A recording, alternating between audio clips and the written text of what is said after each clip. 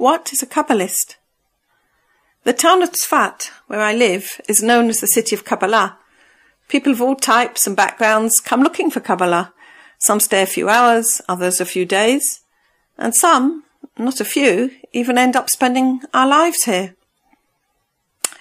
People see the art, the music, they get inspired by the synagogues, they visit the graves of the holy sages who devoted their lives to Kabbalah in the past.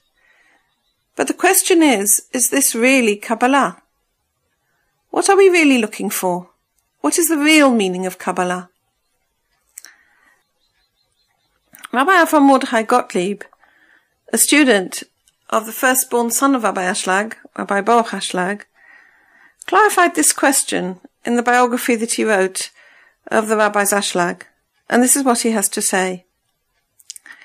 We need to define more clearly what is intended by the term the inner aspect of the Torah, the Sodot haTorah, also known as the Kabbalah.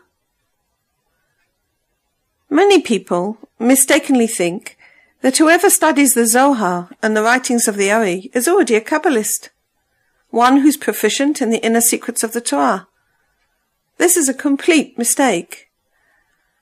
People think that if someone knows gematrias, that is, numerical values of holy names, then he must be on a spiritual level, on a high spiritual level.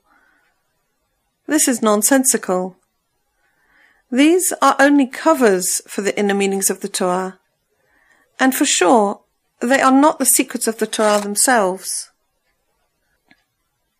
This inner aspect of the Torah, the Sod, is the light of God himself, who is concealed in the Torah. As the Zohar itself says, the name Torah means it reveals that which is hidden. Rabbi Ashlag used to tell a parable. If a person is walking down the street and he sees two men talking between themselves, it doesn't interest him. But if he knows they're talking about him, his curiosity is awakened. What they're talking about becomes like a secret for him. What this means is, if a person learns Torah, but he doesn't realize that the Torah is speaking about him, that it's teaching the person how to get closer to God, may he be blessed, and is showing him the way how to cling to the source of all life, then the Torah is hidden for him, and he doesn't feel curiosity or any interest to know what's written in it. A person just looks at the Torah as a series of historical events that happened to his fathers, Abraham, Isaac and Jacob, and so forth. This external view is potentially disastrous. It destroys the best portion of the souls of Israel, for in this way the person cannot see the relevance of these matters to himself at all, and he loses interest in its words. But if a person would believe the holy sages, that every crown of every letter of the Torah has the purpose of pointing the way to his soul and of showing him how to cleave to the eternity of God in complete happiness, then he would be interested in it and investigate every letter with all his soul and all his might in order to reveal its inner meaning. So we see that there's not necessarily a connection between a person who occupies himself with the learning of the Holy Zohar and the writings of the Ari and the innermost aspects of the Torah. The innermost aspects of the Torah, the Sodot of the Torah, actually mean the revelation of God to the person through the Torah. Everything in the Torah is within us. We have to divide the learning of the Torah into two types. 1, the Torah of the many, and 2, the Torah of the individual. The Torah of the many refers to the way of learning the Torah as if it's talking about two separate people. For example, when the Torah talks about Jacob and Esau, this would then imply it's speaking about two separate individuals, Jacob and Esau, who quarreled. Or when it's discussing the children of Israel in Egypt, it's talking about two separate nations, the people of Israel and the Egyptian people who enslaved the children of Israel. Most of the world learn the Torah in this way. However, this approach often leads to difficulties, and that a person finds it hard to feel any connection between himself and the stories of the Torah, the prophets and the writings, and they appear to him as historical stories and nothing else.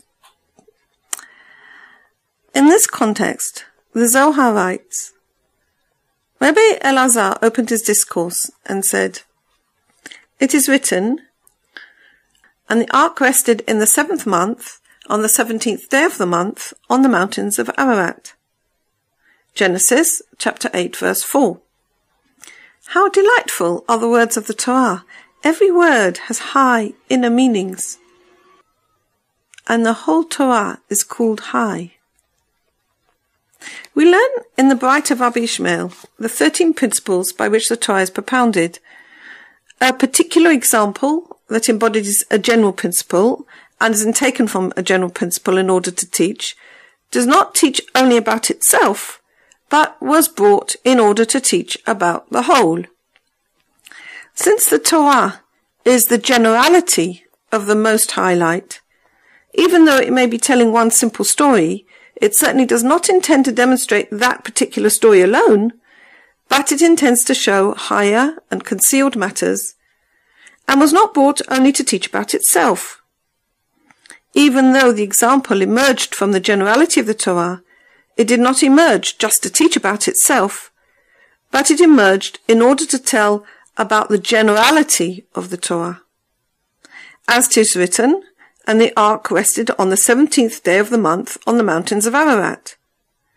Certainly this scripture emerges from the generality of the Torah as a simple story. One asks, what do we care if it rested on this mountain or that mountain? After all, it did have to come to rest somewhere. The answer is, it did not come to tell about itself, but to elucidate some general principle of the Torah. Happy are Israel, to whom was given the highest Torah, the Torah of truth. And whoever says that a story of the Torah only comes to tell that particular story is not in his right mind. Because if that were the case, the Torah would not be a Torah of truth. But certainly this highest, most holy Torah is a Torah of truth. Come and see. Regarding a king of flesh and blood, it is not according to his honor that he should speak in the language of the ordinary person, or even more so that he should write in such a fashion. Would it even occur to you that the highest of kings, the Holy Blessed One, had nothing holy to write in the Torah, but he collected together all sorts of lowly stories, like the words of wicked people, such as Esau, and of Hagar, and of Laban against Jacob, and of Bilam's donkey, and of Bilam, and the words of Balak and of Zimri, and put these together with all the other stories and made the Torah from these? If so, why would it be called the Torah of Emet, the Torah of truth? But the Torah of God is whole, the testimony of God is faithful, the commands of God are straight, the mitzvot of God are clear, the fear of God is pure, the ordinances of God are true, and it is written, they are more pleasant than gold or much spun gold. Psalm 19 verses 8 to 11.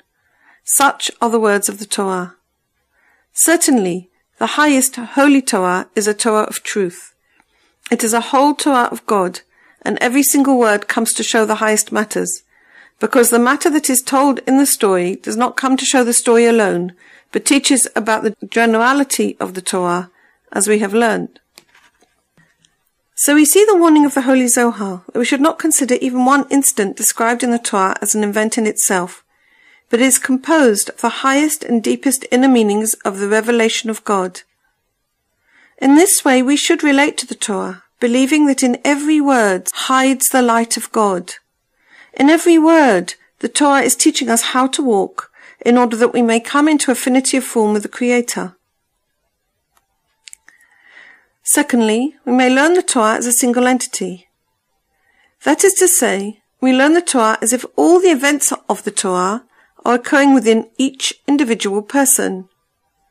This means that Jacob and Esau are two aspects that are to be found within one person, and they fight with each other for the domination of the person. As 'tis written, two peoples will come from your womb, and they will strive with each other. Genesis chapter 25 verse 23. Likewise, Abraham, Isaac and Jacob come to show different aspects and stages in the service of God that a person should try to emulate. Similarly, Israel and Egypt are two aspects within the same person, such that the Egyptian aspect within the person enslaves the Israelite aspect within the person, but God redeems him, and so on and so forth. Actually, this is the true way in which a person should learn the Torah, because in this way he doesn't learn matters that have no connection with himself, but every letter of the Torah is connected with him and speaks to him. We need to emphasize what our teacher, Rabbi Ashlag, said. If a person divides himself into two, then he can deal with the other side of himself. But if a person doesn't do this, then he cannot give battle. If a person understands that there are two elements within him that are in conflict with each other, one of which is composed of the appetites and thoughts of the will to receive for himself alone, and the other is the holy point within the heart, then he is able to give battle in a more objective way against the powers within him that in fact don't really belong to him. But if he identifies with them as if they are his own desires, then how can he fight against himself? The term Kabbalah means receiving. Thus the wisdom of the Kabbalah may rightly be said to be concerned with, how do I receive? With my ego? With my selfish love? Or in a way that will allow me to benefit others? Through the light of the innermost aspect of the Torah, which is called the Kabbalah, may we be blessed to receive the illumination for our souls, which will bring us to the good way.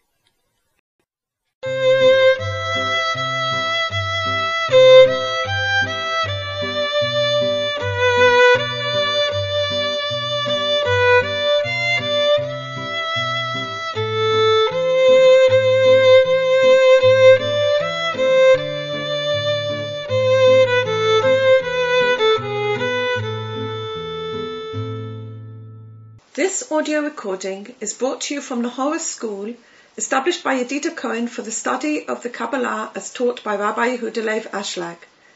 Studies with Yedida Cohen are available through the haTorah school online.